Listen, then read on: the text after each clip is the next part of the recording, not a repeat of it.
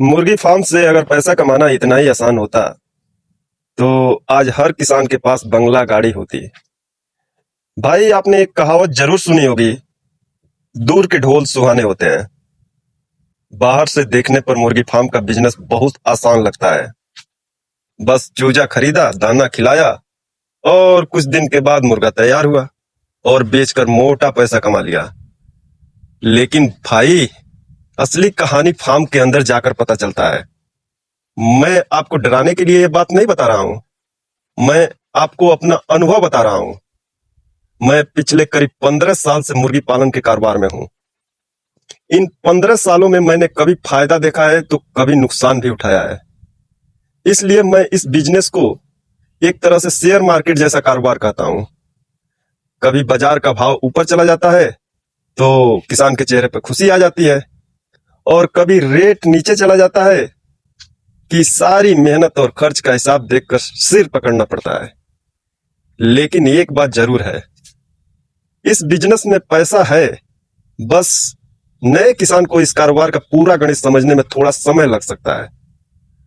आज मैं आपको बिल्कुल जमीन से जुड़ा हुआ उदाहरण देकर समझाऊंगा कि अगर आप लगभग 2000 चूजे फार्म में डालते हैं और उन्हें करीब 2 किलो के आसपास तैयार करते हैं तो आपका खर्च कितना हो सकता है और बाजार भाव गिरने पर कितना नुकसान हो सकता है। ध्यान रखिए, यह सिर्फ एक उदाहरण है। इलाके, कंपनी, दाने की कीमत, मृत्यु दर, वजन, दवा और बाजार भाव के हिसाब से आंकड़े बदल सकते हैं। तो चलिए पूरा हिसाब समझते हैं।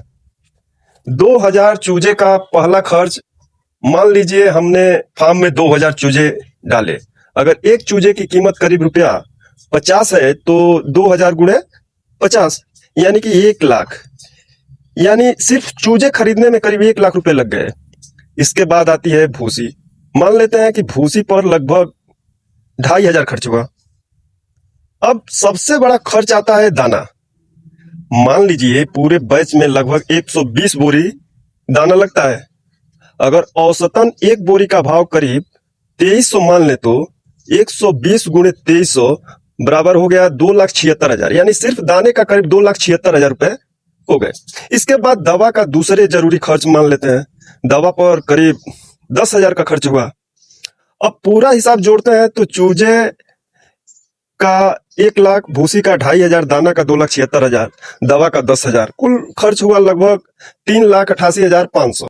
और ध्यान रखिए भाई, इसमें मैंने अभी मजदूरी, बिजली, पानी, फार्म का किराया, ब्याज, उपकरण, रख रखाव और दूसरे खर्च शामिल नहीं किए हैं, यानी असली लागत इससे भी ज्यादा हो सकती है।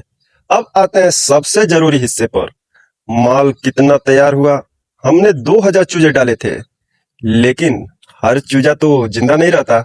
मान लीजिए लगभग 5% मृत्यु दर रही, तो 2000 चूजे में से करीब 100 चूजे कम हो गए। बचे कितने? 1900 मुर्गे।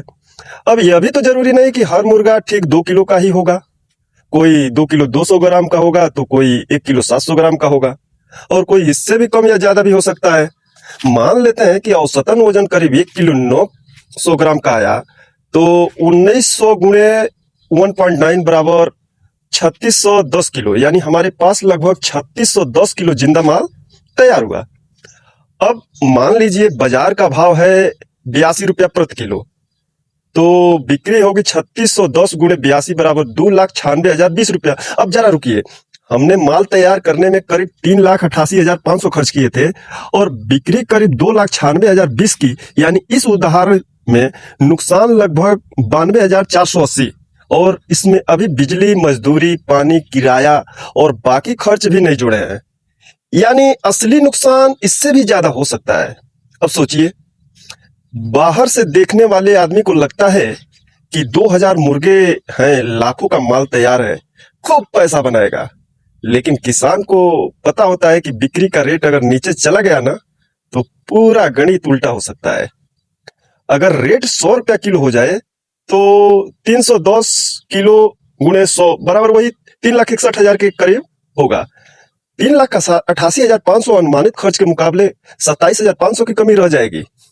और अगर बाजार भाव 120 रुपया प्रति किलो हो जाए तो 36 10 गुणे 120 बराबर 4,33,200, लगभग 44,700 बच सकते हैं।